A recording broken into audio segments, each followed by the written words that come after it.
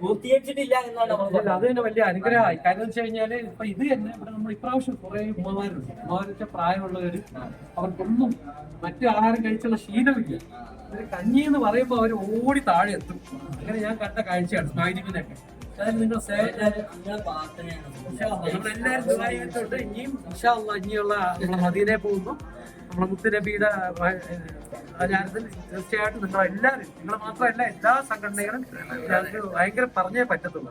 എല്ലാവരും ആത്മാർത്ഥമായിട്ട് ഇനിയും ഇതുപോലത്തെ മക്കയിൽ വെച്ചിട്ട് മക്കയിൽ വരാനും അത് മുമ്പ് ഹജ്ജ് തീർച്ചയായിട്ടും ഗവൺമെന്റ് അത് മനസ്സിലാക്കിയും തോന്നി. ഇപ്രാവശ്യത്തെ ബുദ്ധിമുട്ട് പല കേന്ദ്രങ്ങളിലും അവർ അറിയിച്ചു. ഈ സംഘടനകൾ ഇല്ലാത്തതിന്റെ കുറവ് മീനയിലും അർഫയിലും ഒരു ബുദ്ധിമുട്ടി എന്നുള്ളത്.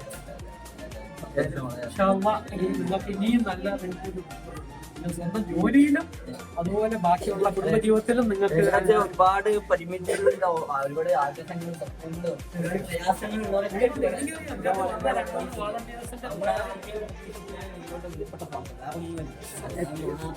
അല്ല, എനിക്ക് മനസ്സിലായി നിങ്ങളെ സേവനം. കാരണം നിങ്ങളെ ഒന്ന് രണ്ട് സഹോദരിമാര് ഞാൻ പരിചയപ്പെട്ടു.